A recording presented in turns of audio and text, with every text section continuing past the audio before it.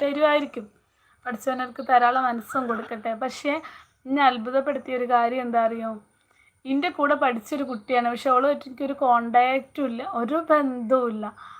പക്ഷെ ഇന്നലെ എൻ്റെ വീഡിയോ ആരോ ഷെയർ ചെയ്ത് കൊടുത്തിട്ടായിരിക്കണം.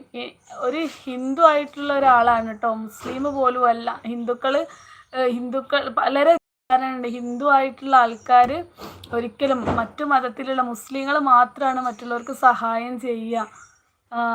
പിന്നെ ഹിന്ദു ആയിട്ടുള്ള ആൾക്കാരൊന്നും ആരും സഹായിക്കൂല, അവരൊക്കെ അവരെ പൈസ എടുത്തു വെക്കുക ചെയ്യുക എന്നുള്ളതൊക്കെ ഒരു ചിന്താഗതി, തെറ്റായ ചിന്താഗതി നമ്മുടെ സമൂഹത്തിലുണ്ട്.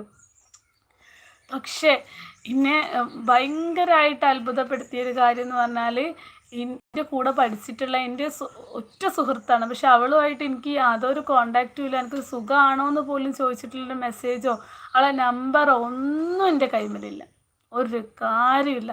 പക്ഷേ എൻ്റെ കൂടെ പഠിച്ച കുട്ടീനെ എനിക്കറിയാലോ, അത്രയും ക്ലോസ് ബന്ധത്തിലുള്ള ഒരു ഫ്രണ്ടാണ്. പക്ഷെ ഒരു രീതിയിലുള്ള അടുപ്പവും അവളുമായിട്ട് എനിക്കില്ല.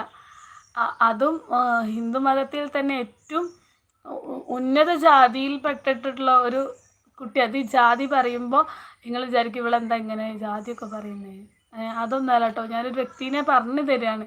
അപ്പോൾ അവളുണ്ട് ഇന്നലെ എനിക്ക് പൈസ അയച്ചിട്ട്, എങ്ങനെയോ അവളുടെ അടുത്ത് ഈ ലിങ്ക് കിട്ടി എന്നെ സഹായിക്കാനുള്ള വീഡിയോ പ്രചരിക്കുക ഒക്കെ ചെയ്തതായിരിക്കണം.